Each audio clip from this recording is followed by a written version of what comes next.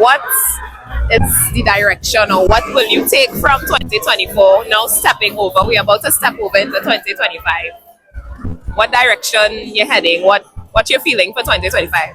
So I see for 2025, if you want to call it a spillover from 2024, but really it's a continuation of something that would have begun in 2024.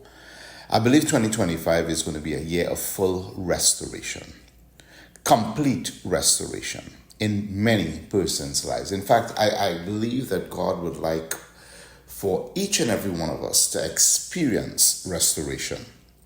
However, it's conditional.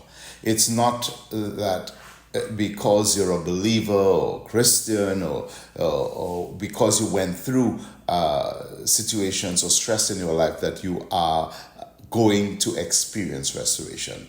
I believe what God is saying is that we need to reposition or align ourselves so that we can get what God has in store for us that we would have lost in 2024. Many have gone through a lot of stress, a lot of trials and temptations, and have lost quite a lot in 2024, but we are still standing. And I believe that for the year 2025, we are going to see new beginnings and new insights into what God would like for us to do. Now, we have to be open and objective to what God is saying in our lives, because there are things that we may need to do differently. I was mentioning at the service that we need to operate as a bow and arrow in relation to a target.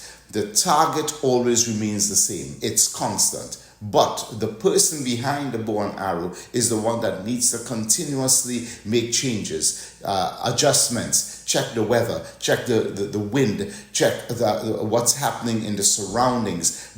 Because each time he releases that arrow, there are different things that he needs to adjust in order to hit that bullseye, in order to hit the target. And that target represents that new beginning. It represents that overflow. It represents that restoration for each and every one of us. And I do believe that there's an abundance, an overabundance that God wants to give back to his people in 2025.